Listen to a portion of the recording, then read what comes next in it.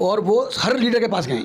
उनका पहले यही मानना था कि पहले हम मुसलमानों को हम एक फ्रंट पे ले आएँ, उसके बाद में दलितों से बात कर लेंगे, ये भी आ जाएंगे। तो वो मुस्लिम ही नहीं आए।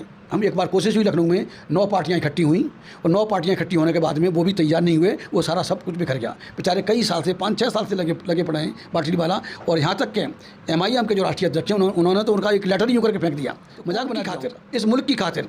अब वक्त आ गया है कि हमें मुत्तहिद होना पड़ेगा, दलितों को होना पड़ेगा। जहाँ तक मेरी मुसलमान मेरा बड़ा भाई है, आगे चलें, मैं दल बल के साथ पीछे चलूँगा। आगे नहीं चल सकते, बराबर चलें, हम कदम बन के साथ दूंगा। और हम अगर बराबर भी नहीं चल सकते, पीछे चलें, लाठी गोली खाने के लिए हम लोग तैयार हैं। और पीछे भी नहीं चल सकते तो अल्लाह के वास्ते हमें चलाएं। हम गारंटी देते हैं कि हम मुसलमान भाइयों का, हम दलित लोग बाल बाका नहीं होने देंगे। देश की सच्चाई, सच छुपने नहीं देंगे।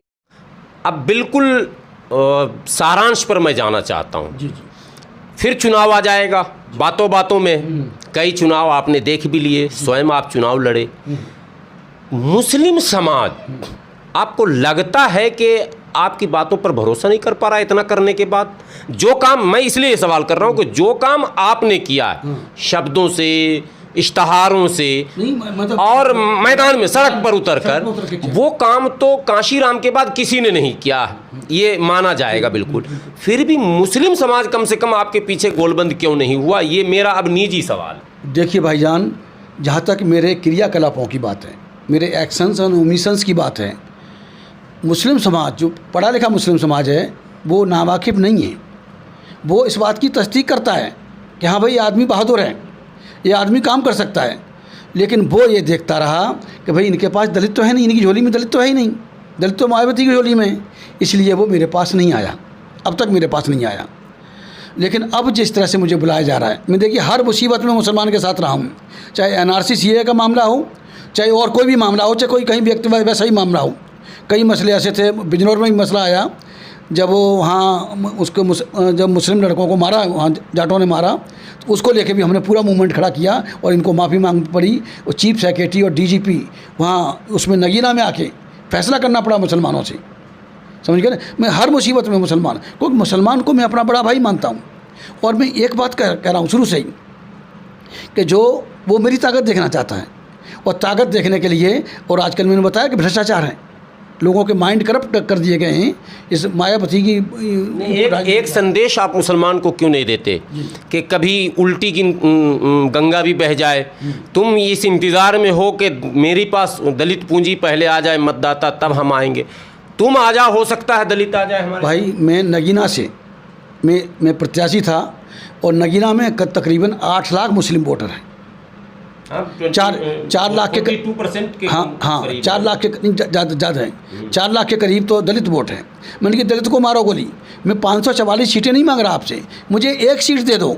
अगर मैं आपके इस वोट का फ़र्ज अदा पार्लियामेंट में या पार्लियामेंट से बाहर न करूं, तो मुझे दोबारा घास में डालना, मुझे जूते मार के अलग कर देना, इतना का। लेकिन कोई न कोई ये ट्रिक चली जाती है। इस बार जो ट्रिक था, सब मामला सब कुछ ठीक ठाक था, वो उसको हो गया कि ये जो गठबंधन हुआ सपा बसपा का, वो गठबंधन इनको भी लेके डूबा और मुझे भी पट्टी से उतार दिया। तो यहाँ मुसलमान में जो एक फियर साइको हो गया है, असमंजस में ये हो पड़ जाता है। हाँ, जो फियर साइको क्या हुआ है कि BJP को हराओ, BJP को तो वो भी हमें हराना चाहते हैं और हराते हैं, लेकिन कह के नहीं। जो BJP हराओ वाली बात जो मुस्लिमों के दिमाग में फिट है, अभी भी आएगा कि जो बड़े बड़े नेता बेवकूफ़ी का बयान देते हैं कि जो BJP को हरा के वोट देंगे। अरे भाई, इसको चुपचाप इशारे से भी इस बात को अपनी कौम में कह दो। आपके यहाँ तो मस्जिदों के माध्यम से। अच्छा, ऐसा आपको लगता है कि इस तरह के बयान से BJP को और बल मिलता है? बिल्कुल बल मिलता है। जो हिंदूवादी फोर्सेज हैं, जो नासमझ दलित हैं, नासमझ पिछड़े हैं, नासमझ आदिवासी हैं, वो हिंदुत्व के खिलाफ नहीं जाना चाहते, वो इनके साथ में चले जाते हैं और फिर मुसलमान अकेला पड़ जाता है।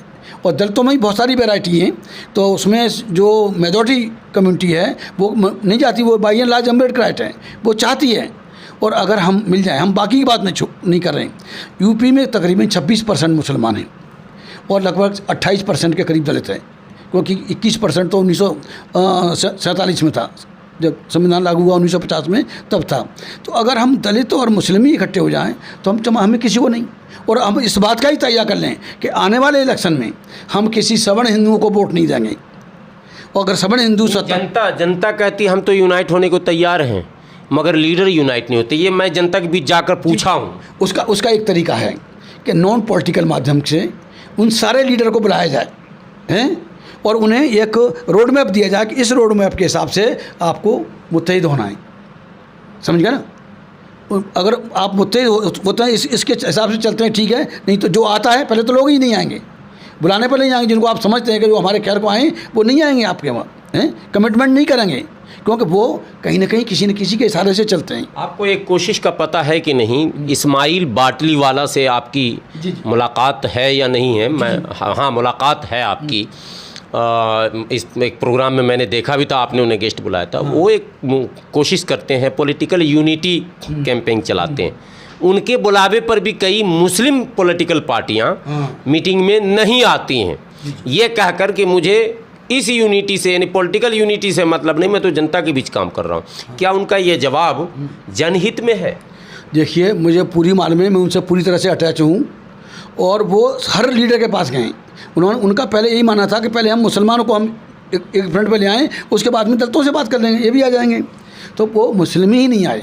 हम एक बार कोशिश हुई, लखनऊ में 9 पार्टियां इकट्ठी हुई और 9 पार्टियां इकट्ठी होने के बाद में वो भी तैयार नहीं हुए, वो सारा सब कुछ बिखर गया। बेचारे कई साल से 5-6 साल से लगे पड़े हैं बाटली वाला। और यहाँ तक के MIM के जो राष्ट्रीय अध्यक्ष हैं उन्होंने तो उनका एक लेटर ही यूँ करके फेंक दिया, मजाक बना दिया उनका। तो देखिए, अगर हम कौम क्या चाहते हैं, इन लोग क्या बनना चाहते हैं, ये इस तरह के पॉलिटिकल, वही बात कर, अगर हम कौम परस्त हैं तो निश्चित तौर से कौम का हित तो बड़ा हित है, हमें अपना पर्सनल इंटरेस्ट नहीं होना चाहिए। तो कौम की खातिर, इस मुल्क की खातिर अब वक्त आ गया है कि हमें मुत्तहिद होना पड़ेगा, दलितों को होना पड़ेगा। जहाँ तक मेरी बात, देखिए, हम तो चाहते हैं कि जितनी जो आज की तारीख में, माफ़ कीजिएगा, दलित भी डरा हुआ है, मुसलमान भी डरा हुआ है। इतना खौफजदा है इस RSS के राज में, संविधान नाम की कोई चीज़ नहीं रह गई है और खुला हिंदू आतंकवाद पिछले 6 साल से चल रहा है, जिसमें हिंदू आतंकवाद। अच्छा, आप ये शब्द बोलते हैं तो आप निर्भय होकर बोलते हैं, क्योंकि इस पर प्रूफ के साथ, इस पर तो बहुत ज़्यादा बहस देश में हो चुकी है। हिंदू आतंकवाद अगर कह दिया था शिंदे ने जी, वो सैफरॉन टेररिज्म, आपने उस बहस को देखा होगा तो देखिए, मैंने देखा था। मैंने 2002 में दंगे, मुसलमानों को दंगे क्या कत्लेआम हुए, और उसके बाद में मुझे पता चला कि भाई उसी तर्ज पे जो यूपी में भी दंगे करना चाहते हैं। तो मैं घबराया कि भाई हम इतने मजबूत नहीं कि हम मुसलमान भाइयों को प्रोटेक्ट कर सकें। तो हमने उनको करने के लिए हमने पहला पोस्टर निकाला कि आखिर हिंदू कौन, कि इस देश में हिंदू कौन है। क्या दलित, आदिवासी, पिछड़े, नाई, कुमार, धानुक, धोबी, काशीकार हिंदू हैं? यदि हाँ, तो आज तक इनके मौलिक मानवीय अधिकार क्यों नहीं बहाल किए गए? देश के धन, धरती, शासन, प्रशासन, शिक्षा, उद्योग, व्यापार में इनको बराबर की भागीदारी क्यों नहीं दी गई? अगर ये हिंदू हैं तो हिंदू कहने वाले ब्राह्मण, क्षत्रिय, वैश्य ने हम दलितों के साथ रोटी बेटी के ताल्लुक क्यों नहीं किए? इसका मतलब हम हिंदू नहीं बल्कि हिंदू मानसिकता के गुलाम हैं। इसलिए अदरवाइज बाबा साहब डॉक्टर अम्बेडकर को यह नहीं कहना पड़ता कि मैं हिंदू पैदा हुआ, ये मेरे बस की बात नहीं थी, हिंदू रह के मरूंगा नहीं। और जो 5000 साल से जिस तरह से दलित का दमन हुआ इस देश में, मुसलमान तो थे भी नहीं, वो दमन, उत्पीड़न, हत्या, बलात्कार जो आज तक हो रहे हैं, हिंदुओं के अलावा कोई दूसरा नहीं कर रहा। यही सवर्ण हिंदू करते हैं, ये इन्होंने किया। तो ये हिंदू आतंकवाद हम दलितों ने, अछूतों ने 5000 साल से झेला है और आज भी झेल रहे हैं उस हिंदू आतंकवाद को, क्योंकि दलितों को कोई मुसलमान नहीं मारता। अगर कोई अपवाद कहीं हो जाए तो उसकी बात नहीं करूँगा, अपवाद तो कहीं भी हो सकते हैं, सगे भाइयों में भी कभी हो जाता है, भाइयों में हो जाता है। लेकिन बाई एंड लार्ज जो दलितों पे जो जुल्म है, दलितों के अधिकार छीनने की बात है, अधिकार न देने की बात है, बहन बेटियों को बलात्कार की बात है, तो 99.9% ये सवर्ण हिंदू, ठाकुर, ब्राह्मण, बनिया ही इस बदमाशी को करता है। और ये एक तरह का आतंकवाद है, जैसे हम हिंदू आतंकवाद करते हैं। हम लोग हिंदू नहीं हैं, दलित, आदिवासी, पिछड़े हिंदू नहीं हैं, बल्कि हिंदू मानसिकता के गुलाम हैं। इस पोस्टर के बाद में मैंने 5 लाख पोस्टर छपवाए थे उस वक्त, और उर्दू में भी थे, हिंदी में भी थे। दूसरा पोस्टर में निकला कि असली आतंकवादी कौन। और आज तक जितनी वारदात हुई हैं, बड़ी वारदातें, ये छुटपुट की तो छोड़िए, चाहे दलितों की झोंपड़ियों जलाने वाली बात हो, दलितों की औरतों को मध्य प्रदेश में नंगा नचाया गया था होली के टाइम पर, चाहे उनकी झोंपड़ियाँ जलानी, चाहे कत्लेआम हो, फूलन देवी को मारना हो, या मुसलमानों को दंगों में मारना हो, अलीगढ़, मेरठ, मलियाना, ये सारी बातें वहाँ पे ये जो आतंकवाद करने वाला या मारने वाला, मरवाने वाला, ये सवर्ण हिंदू ही है, वही है मेरे हिसाब से। तो ये it is sort of Hindu terrorism, Hindu आतंकवाद। मैंने कहा मैं पहला हूँ, और उसी के लिए 8 दिसंबर 2002 को मैंने मेरठ में बड़ी रैली की थी, हिंदू आतंक विरोधी रैली, हिंदू दहशतगर्दी मुखालिफ रैली, बहुत कामयाब रैली थी, जिसमें पता नहीं कौन कौन सी धाराओं में हमारे खिलाफ केस दर्ज हुए। एक सवाल और, आपने इतना लंबा संघर्ष किया, छोटे मोटे कंट्रोवर्शियल माने मामले में फेस हाईलाइट हो जा रहा है और करोड़ों अरबों की फंडिंग हो रही है। मैं किसी पर आरोप नहीं लगा रहा हूँ, एज ए मतलब रिपोर्टर मैं आपसे पूछ रहा हूँ, ये बातें हैं मार्केट में हैं, लेकिन आपने इतना लंबा संघर्ष किया और मैं भी करीब से आपको जान रहा हूँ, इसलिए मुझे पता है कि आपने किया है। ये आपके कहने से मैं नहीं मान रहा हूँ, मैंने वो सब पोस्टर्स भी आपके देखे। समाज ने आखिर आपको क्यों नहीं अपनाया, इस पर आप क्या? 8 दिसंबर 2018 को आप मेरे साथ थे दलित महापंचायत में, और वहाँ उसका अहम नारा मेरा यही था, सवर्ण हिंदुओं भारत छोड़ो। अब इससे पहले कोई समझौता नहीं। तो ब्राह्मणवाद में बड़ी प्रतिक्रिया हुई, लेकिन प्रतिक्रिया दब गई। वो ये का चलन उसको तो आज तक वगैरह ने भी दिखाया था। अच्छा, दिखाया था। हाँ। चलो ठीक है, मैंने नहीं देख पाया तो, लेकिन वो प्रतिक्रिया दब गई। वो जानते हैं कि ये खतरनाक आदमी है, ये ईमानदार आदमी है। जब इतनी बड़ी नौकरी को लात मार सकता है, कस्टम की अधिकारी की नौकरी को लात मार सकता है, तो उसको लोभ लालच नहीं। लोभ लालच होता तो मैं भी उत्तरी राज की तरह कहीं भी बीजेपी से सेटिंग करता, कांग्रेस से करता, एमपी बनता, मिनिस्टर बनता, लेकिन वो नहीं है मुझे। बाबा साहब डॉक्टर अम्बेडकर के मूवमेंट को अगर कहीं आगे बढ़ाना है, मैं ये चाहता हूँ कि जो अम्बेडकरवाद की गाड़ी मायावती के माध्यम से, कांशीराम जी के माध्यम से, रामविलास पासवान जैसे लोगों के माध्यम से जो गाड़ी पटरी से उतरी है अम्बेडकरवाद की, उस गाड़ी को पटरी पर लाना मेरा काम है। और उसमें भाई अगर समाज ने साथ दिया होता, भाई अब तक तो बहुत कुछ हो जाता, और अभी भी कर सकता हूँ, अभी भी जज्बा है, करूँगा, मरते दम तक करूँगा। ये हिंदू आतंकवाद मुझसे पहले किसी ने नहीं कहा। I was the first person to say if there is any sort of terrorism, it is Hindu terrorism. Hindu आतंकवाद है और कोई दूसरा आतंकवाद नहीं है। मुसलमानों को आप कायम है उस बात अपनी बिल्कुल कायम हूँ। और सरेआम मैंने तो मैदान से मैंने रैली की ना मेरठ में, और मेरठ में रैली करके सिर्फ एक ही पैगाम दिया था कि भाई ये, तब उस समय जो वहाँ थे, इसमें सीएम थे मोदी साहब, तो मैंने यही कहा था कि भाई मुसलमान को अकेला मत समझना और यूपी को गुजरात में समझना, कि अगर जरा भी मुसलमान भाइयों पर कोई आँच आएगी तो हम जो दलित हैं इंशाअल्लाह हम मूक दर्शक नहीं बने रहेंगे। आपने इनके भावनात्मक अपील को भी सुना है। ये थे तेज सिंह जी, जो अम्बेडकर समाज पार्टी के फाउंडर भी हैं, राष्ट्रीय अध्यक्ष भी हैं, और निरंतर कई वर्षों से समाज के बीच कार्यरत हैं, लगे हुए हैं।